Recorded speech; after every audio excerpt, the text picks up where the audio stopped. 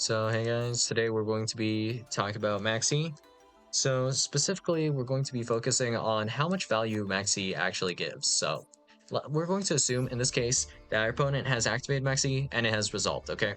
And even worse yet, we're not playing a back row deck or a kind of more mid-rangey strategy. We're playing a full on balls to the wall combo deck. So let's say we're playing, I'll go with Blackwing, okay?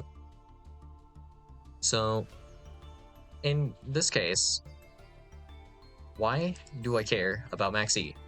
Why should I not commit more and just summon my whole deck? So let's say I just do my full combo. So we'll do it, okay? Um, End board is something like Blackwing Full Armor Master. You have a Whirlwind, so let's grab that. And then Wind Shadow to summon the Full Armor Master. You have like 2 copies of Assault Dragon, Sharnga in the graveyard, access to Chinook. It's not necessarily in the hand. It can also be summoned off of Black Feather Whirlwind if it is not in the hand, but it could definitely be in the hand. And then we have as well Abyss, I think, and there should also be a one more interaction. I think it's just Dispatter, right? Either this or like a Chaos Angel, technically. Either one's like fine, right? So we have interactions 1, 2, 3, 4, 5, 6 interactions. Okay. And now let's say our opponent's on like Malice. What if they're on 0 board breakers? Then realistically, what are they going to do? And then there's also the aspect of course, like they're burning themselves for a ridiculous amount every single time they activate a card effect. So like, let's say we activate Gold Sark, that's burn for 1400. Dormouse effect, that's going to burn you for 1700. And Dormouse effect to banish another guy, that's going to burn you for another 1400. And then that guy has to activate. And off of just Gold Sark, Dormouse, you're going to basically run out of card effects after this point, and you'll no longer be able to activate card effects because Blackwing Assault Dragon is like giga stacked. And of course, you know, there actually is a Raigeki effect on this as well. And that hasn't even considered the fact that we have yet to activate like Hot Red Dragon or Fiend Abyss. Dispatter effect, because we could technically dispatter to shuffle back the Malice monster you're activating. There's like a lot you can technically do here. And we still have like this Towers Unit out. So in terms of like board breakers, there's not really that much you can do against this deck, like once it gets going. But funnily enough, like Nibiru is a solid answer if you like Maxi draw into Nibiru. But then there's the question of, are you even playing a Nibiru in your deck? Like you could be playing Maxi and Nibiru, right? That's like kind of reasonable, but you also have to consider like at this point in time, well, even if it wasn't at 1, like regardless of what number count Maxi is, as long as it's legal, right? Um, the odds of just resolving Maxi are not that high regardless, right? So assuming your opponent has absolutely no counters to Maxi, I mean at best, if you have 3 copies, 30%, 20%, 10%, just based off of your odds of even having Maxi in your hand, right? And then with Nibiru, can you actually resolve the Nibiru? I mean, in this case, yes, it's one of the decks where it's resolvable against this deck, but do you have anything to really imperm here? Genuinely, there's not that much you can imperm against this deck, funnily enough. Well, if you draw into imperm, you have to draw into it extremely quick. There is like there are like 2 points where it's a little bit annoying if you imperm. Like Nathung getting impermed is annoying. This doesn't actually stop the combo, by the way. Not like fully. It kind of depends on the exact hand and all that, but that won't fully do it. And then if you imperm like Sudri, that might not do it. Imperm on like Vata, that doesn't necessarily do it. You cannot imperm Simoon because it activates in hand. So yeah, it's kind of doomed and kind of too late for a lot of these cards. So evenly, that does evenly work if you have two of them, because there is a spell trap negate here, I guess. And this can be held for a long time because protection effect. This guy's a towers, and if you give up the battle phase, for example, to evenly, they still keep the Blackwing full armor master, and this has like this snatch steal effect. It's unaffected, and then this also has a board wipe tied to it. So if this was on the field while you were setting up your board and just kind of chilling, that could still be a problem later on down the road. So that end board's just really tough, I guess. And of course, there's this nasty burn effect as well, where you have to play within a certain amount of cards, kind of. Otherwise, you kind of get cooked. And also worth mentioning is like Droplet doesn't matter fully unless you send a trap off of Droplet, which not every deck's necessarily going to be able to do. And it kind of depends on your hand, but you know, like idea. Chainlink 1, maybe Droplet, Chainlink 2, Droplet, whatever. Chain, Blackwing Twin Shadow. Hot Red effect, target Droplet. And then Droplet is negated. And then you still have to deal with like the full board. But there's also the idea of if you're even running these board breakers or hand traps to begin with, in some decks you might just be running mostly engine, or maybe like your hand traps just genuinely don't matter to my deck at a certain point, and we're just fine. Like for example with Droll, the amount of times you search with this deck, it's actually not that many, and it also happens right at the start. So if you draw into this like a good bit later, you're just stopping your Maxx draws. And then even if you draw into engine, is your engine really going to be useful?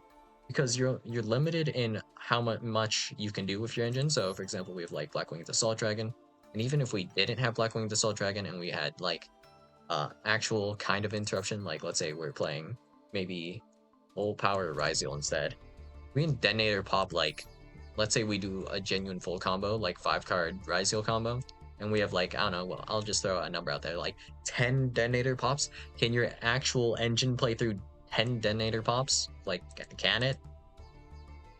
Probably not. So why would I not just play into Maxx a little bit, you know, in some cases? But there is also the threat of like certain decks playing like board breakers or hand traps, which do matter. Like Infinite Impermanence actually knocks off quite a few interruptions off of detonator. But if you don't have it, there is just absolutely no problem with me going kind of like full balls to the wall here. So we'll check, I guess, my latest match history, and we'll see. How many of my opponents, like, could I reasonably have played, let's say, for example, Blackwing into their deck list after like a full Maxi is resolved? So let's go through.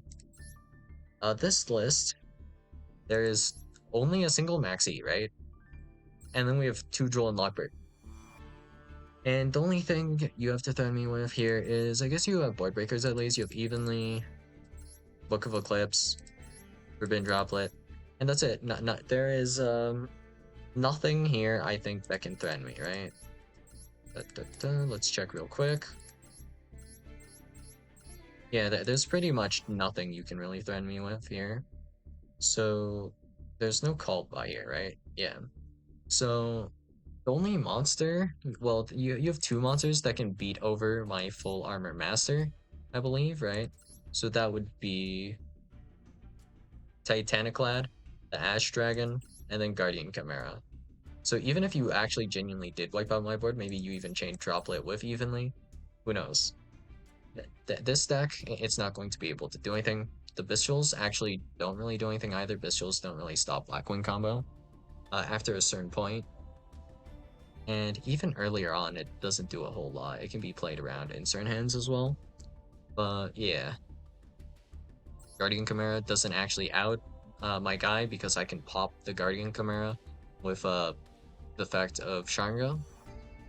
And then, let's see, is this doing anything? It's unaffected by the activated effects of any other monsters special summon from Dexter deck.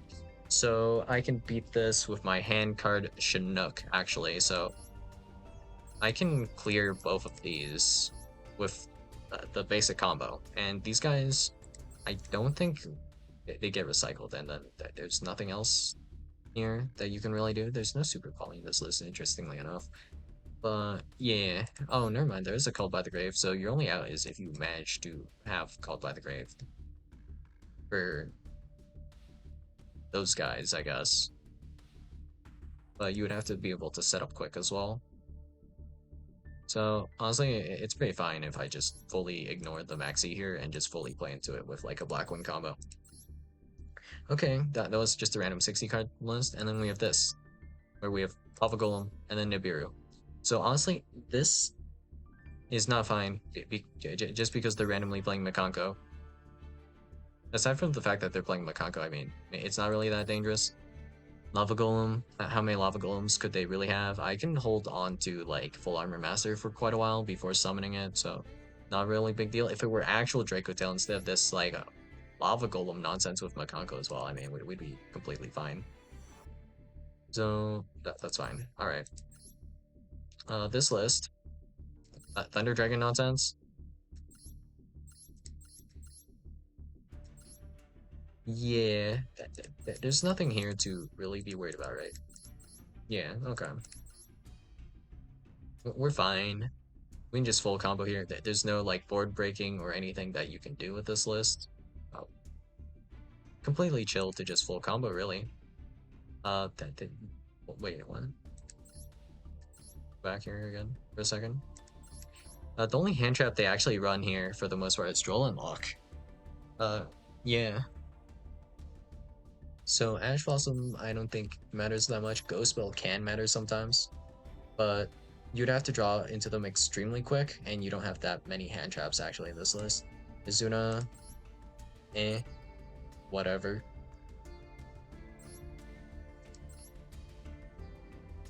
This list, you have Droll, and Ash, 2 Imperm, barely any hand traps. You have a single copy of Droplet. Like, even if I let you draw half your deck, it's only a 50% chance that you even have the Droplet.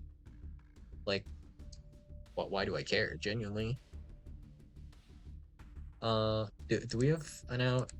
You have Underworld Goddess to technically out it, I guess. But it's not really that efficient. It's fine, really. The single evenly, we don't have to really worry about that too much, unless they open like Droplet plus evenly off of Maxi. So yeah, we're chilling pretty hard. And also like your starters aren't that good either.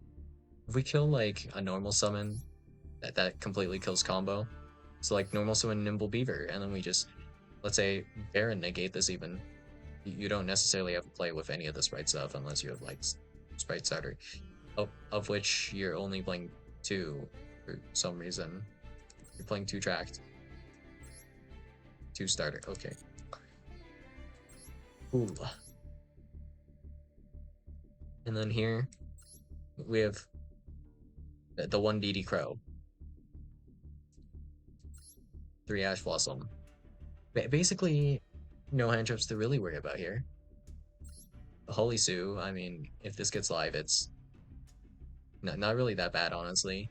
Because, I mean, if we're playing that hard into Maxi anyways, like, normally if your opponent had imperms and stuff, it's more interruptions than what we have going here. So, not that bad. The Lava Golem's, like, kind of awkward, maybe, but it's, like, probably fine. Is that the same list? I'm not sure. Are these all, like, Canine Vanquish though? I must have gone shifted, like, all of these games. But, yeah. Here, Shifter, not going to be live, doesn't matter. You just have mostly the Ash Blossom and then you have Holisu Izuna, right? And that's all you're drawing off of. With Maxi, there's no like board breaking anything. Is this another one? No, this is just, yeah, this list. So what are we afraid of our opponent drawing into here? I guess they just have like Effect Filler and Perm. And then I don't think they have a pretty solid way to out like just a 3k guy in defense or my board in general, because you don't really have board breakers. So We're just chilling. It doesn't really matter. We can go through like all these, and well, let's see. This one has the least amount of hand traps of any list so far. So we have Singular Bell. I think this is literally being run just for crossout. Wait, all of these are at one, and you're just playing one-ups here for crossout. Actually, kind of sickening. Random red reboots. The red reboots actually could be kind of annoying, but I mean, the rest of my board is so strong into this that it wouldn't even matter. Like, triple tactics talents won't really help to break the board. The annoying thing might be like Silvera. Silvera's actually annoying to kind of break my board with, but I mean, you can't really easily out my monsters because they're all pretty big anyway, so it's great, whatever. So, yeah. Just kind of realized that this feels pretty like light mode because this guy's clearly been trying to like royal all of their like White Forest cards. But yeah, I mean, if you just genuinely play into Maxx E, it's not that bad, depending on like the exact deck you're playing, right? Like if you're playing heavy combo deck, like let's say Super Heavy Samurai, there just aren't really that many board breakers or engine cards that you actually genuinely have to worry about here. If you run enough, then you're kind of chilling. The one thing you would have to look out for here is just, oh, is this a different list? Which one was it? This one? You just want to look out for LZ with a 4 because this can chain block like the Silvero. And I think that's genuinely the only thing you really have to look out for. Aside from that, I mean, even if you have every single starter in your deck, well, not every end board could do this, but like there are a lot of solid combo end boards that could completely just shut down your combo, and it's just not problematic at all, right? What was this condition? Tribute a Saint Azamina you control. And one face-up monster your opponent controls. How do you get this out? Oh, you can get this out with... Oh, I see, I see. I don't think it matters, though. So, yeah, I mean, you could stop this pretty easily with just like a single negate on like Hallowed Azamina, I think, right? Isn't that the only card that summons here? Oh, wait, you have Debtors as well. Whatever the case, you know, it's not that bad to play into Maxx E sometimes because, you know, your opponent just might not have that many hand traps and they're playing mostly engine. And in that case, your engine ain't beating my end board, so nice Maxx E, I guess. And it's kind of hard to showcase this without a replay, but yeah, I mean, yeah, you'll just have to take my word for it. Depends on what you're playing exactly, but yeah. What's the worst that could happen if you completely ignored Maxx E and just started playing? If they drop like Fuelos plus Maxx E, it's not even that bad. They shuffle back like a decent amount of cards anyways. And they're not drawing into interruptions because they don't have interruptions to begin with.